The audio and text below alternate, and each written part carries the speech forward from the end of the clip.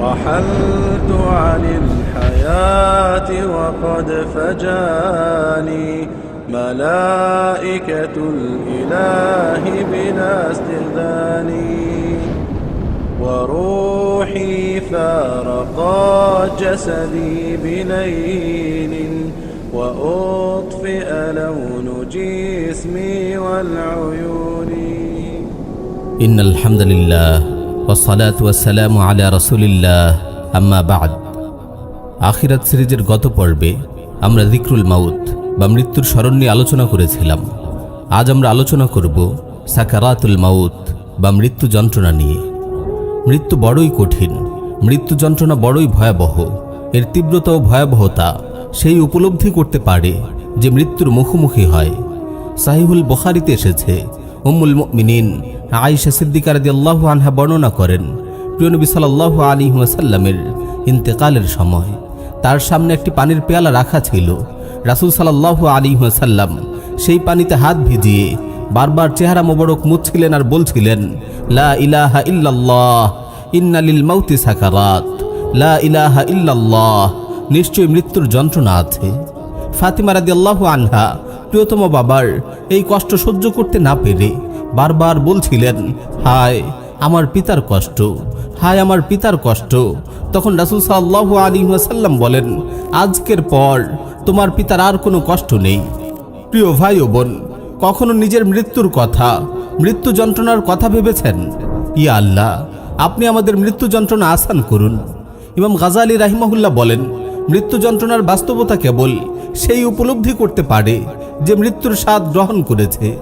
যে মৃত্যুর স্বাদ গ্রহণ করেনি সে মৃত্যু যন্ত্রণা উপলব্ধি করার চেষ্টা করতে পারে দুটি উপায়ে। প্রথম উপায় হলো সে জীবনে যেই কষ্ট অনুভব করেছে তার সঙ্গে তুলনা করে। দ্বিতীয় উপায় হলো মৃত্যু যন্ত্রণা কাতর লোকের অবস্থা দেখে। যদি প্রথম উপায়ে সে মৃত্যু যন্ত্রণা উপলব্ধি করতে চায় তাহলে এইভাবে চিন্তা করবে, শরীরের যে অঙ্গগুলোতে রূহ নেই সেগুলোতে মানুষ ব্যথা পায় না, রূহ থাকা অঙ্গগুলোতেই কেবল ব্যথা অনুভূত হয়। এতে বোঝা যায় ব্যথাটা মূলত রূহই পায়। যখনই কোনো অঙ্গে আঘাত লাগে বা আগুনের আঁচ লাগে তখন তার প্রভাব সংশ্লিষ্ট অঙ্গে ছড়িয়ে থাকা রূহে গিয়ে পড়ে, আর যতটুকু প্রভাব রূহে পড়ে ততটুকুই সে ব্যথা পায়। মানুষের শরীর তো মাংস, রক্ত, হাড় সহ অনেকগুলো অংশে বিভক্ত, তাই বিভিন্ন অঙ্গে ব্যথা পেলেও এর পূর্ণাঙ্গ প্রভাব রূহের উপর পড়ে না।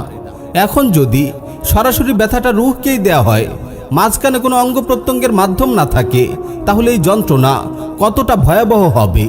মৃত্যু হলো এমন এক যন্ত্রণাদায়ক প্রক্রিয়া যেটি সরাসরি রূহের উপর আপতিত হয়, ফলে তা শরীরের সবগুলো অংশকে পরিব্যাপ্ত করে। কেননা রূহ শরীরের কোষে কোষে ছড়িয়ে আছে, সুতরাং সমগ্র শরীরের সবগুলো কোষে একই সঙ্গে একই মাত্রায় এই যন্ত্রণা অনুভূত হবে। কারো শরীরে যদি কাটা ফুটে তাহলে শরীরের যে জায়গায় ফুটেছে কেবল সেই জায়গায় ছড়িয়ে থাকা রূহই ব্যথা পায়। আবার আগুনে পুড়লে অনেক বেশি ব্যথা হয়, কারণ তখন পুরো শরীরকেই আগুন বেষ্টন করে নেয়, ফলে শরীরের সর্বত্র ছড়িয়ে থাকা সবগুলো জায়গার সাথে সংশ্লিষ্ট রূহই ব্যথা পায়। কিন্তু কাউকে যখন ছুরি দিয়ে আঘাত করা হয় তখন কেবল শরীরের যে অংশে ছুরির ফলা বিদ্ধ হয় সে অংশে ছড়িয়ে থাকা রূহই ব্যথা পায়। তাই ছুরির আঘাতের কষ্ট আগুনে জ্বলার চেয়ে কম হয়। কিন্তু মৃত্যু যন্ত্রণা স্বয়ং রূহের উপরে আপতিত হয়, তাই একই সঙ্গে পুরো দেহের প্রতিটি কোষেই একই মাত্রায় যন্ত্রণার বিস্ফোরণ ঘটে। পুরো শরীরের প্রতিটি শিরা থেকে, মাংসের প্রতিটি অণু থেকে, প্রতিটি কেশের গোড়া থেকে, প্রতিটি অঙ্গ থেকে, প্রতিটি জোড়া থেকে, মাথার তালু থেকে নিয়ে পায়ের তালু পর্যন্ত পুরো দেহ থেকে একই সঙ্গে রূহকে কবজ করা হবে। সেই মারাত্মক ভয়াবহ কষ্ট, ব্যথা ও যন্ত্রণার সম্মিলিত বিস্ফোরণের উপলব্ধি কেমন হবে তা কল্পনা করা কিভাবে সম্ভব? ছুরির ঘা খেয়ে মানুষ চিৎকার করে সাহায্য চায়, কারণ তার অন্তর জিহ্বায় তখন শক্তি থাকে। কিন্তু মাত্রাতিরিক্ত যন্ত্রণায় মুমূর্ষু ব্যক্তির আওয়াজ করার শক্তিও শেষ হয়ে যায়, কেননা মৃত্যু যন্ত্রণা একই সঙ্গে পুরো দেহকেই প্রকম্পিত করে। তখন জ্ঞান বুদ্ধি নির্জীব হয়ে পড়ে, জিহ্বা আড়ষ্ট হয়ে যায়, অঙ্গ প্রত্যঙ্গ নেতিয়ে পড়ে। মৃত্যু যন্ত্রণা কাতর অসহায় মানুষ চাইবে গলা ফাটিয়ে চিৎকার করতে, একটু হাত পা ছুটতে, কিন্তু সে তা করার শক্তি পাবে না, কারণ গলা ও হাত পা তখন যন্ত্রণাদগ্ধ। রূহ কবজ করার সময় যদি মাইয়িতের অল্প শক্তি থাকে, তবে তার বুক ও গলায় গড়গড় শব্দ পাওয়া যায়। তার শরীরের রং পরিবর্তন হয়ে যায়, অনেকটা ধূসর হয়ে যায়। কেমন যেন মনে হয় তার শরীরে মাটির আভাস ফুটে উঠেছে, যেটি দিয়ে তাকে তৈরি করা হয়েছে। তার দেহের ভেতরে বাইরে সর্বত্র একই সঙ্গে যন্ত্রণা শুরু হয় বলে সর্বত্র একই সঙ্গে ব্যথা অনুভূত হতে থাকে।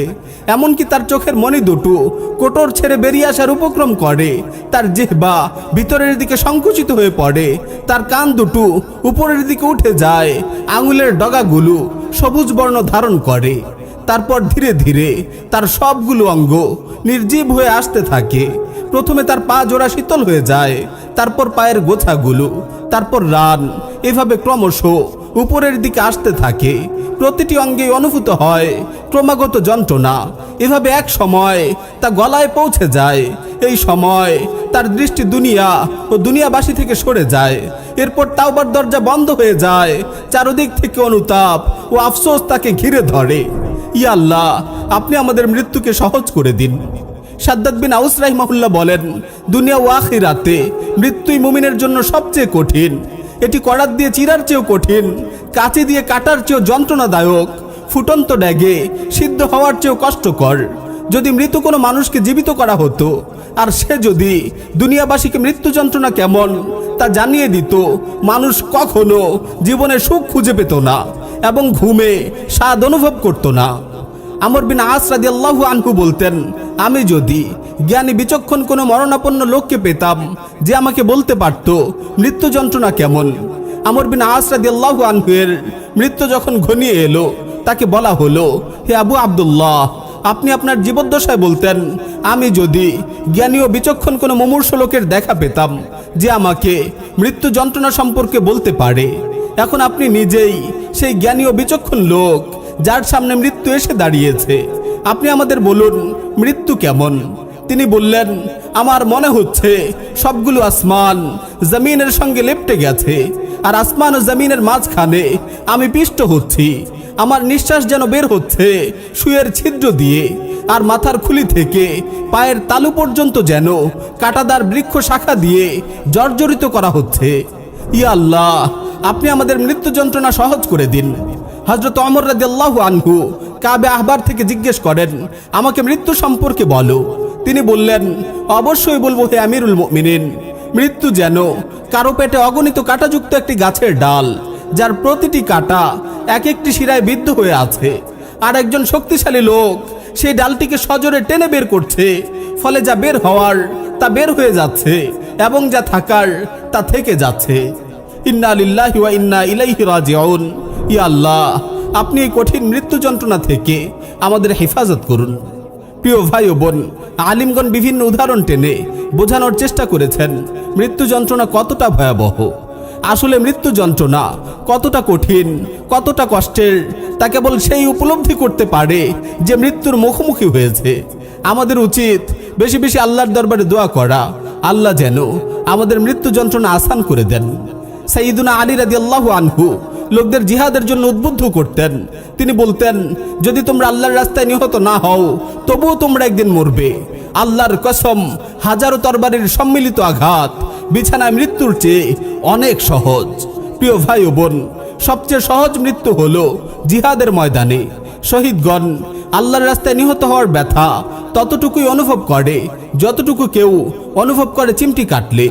রাসূল সাল্লাল্লাহু আলাইহি ওয়াসাল্লাম বলেন, মা ইয়াজিদু শাহীদু মিন মাসতিল কাতলি ইল্লা কামা ইয়াজিদু আহাদুকুম মিন মাসতিল কারসা। তোমাদের কাউকে চিমটি কাটলে সে যতটুকু কষ্ট অনুভব করে, শহীদ মৃত্যুর কষ্ট কেবল ততটুকুই অনুভব করে। সুবহানাল্লাহ, সুবহানাল্লাহ। আল্লাহ রাব্বুল আলামিন শাহাদাতের মৃত্যুকে এত সহজ ও সৌভাগ্যময় করেছেন। তাফরিজুল কারব গ্রন্থকার বলেন, আমি ইতিপূর্বে কিছু সাহাবীর আলোচনা পাঠ করার সময় আশ্চর্য হতাম। তাদের কারো কারো শরীরে ৮০-র ঊর্ধ্বে বর্ষা বা তরবারির আঘাত পাওয়া যায়। আমরা তো সামান্য সুয়ের খোঁচাতেই কাতর হয়ে পড়ি। কিভাবে তারা এমন প্রচণ্ড যন্ত্রণা সহ্য করেন? এই হাদিসটি পড়ার পর আমার বিস্ময় দূর হয়। সুমহান সেই সত্তা যিনি ইব্রাহিম আলাইহিস সালামের জন্য আগুনকে শীতল ও নিরাপদ করে দিয়েছিলেন। পরিশেষে আল্লাহ রাব্বুল আলামিনের কাছে করজোড়ে মিনতি করছি, তিনি যেন দিন কায়েমের জিহাদে শরীক হওয়ার তৌফিক দেন এবং আমাদেরকে শাহাদাতের সৌভাগ্যময় মৃত্যু দান করেন।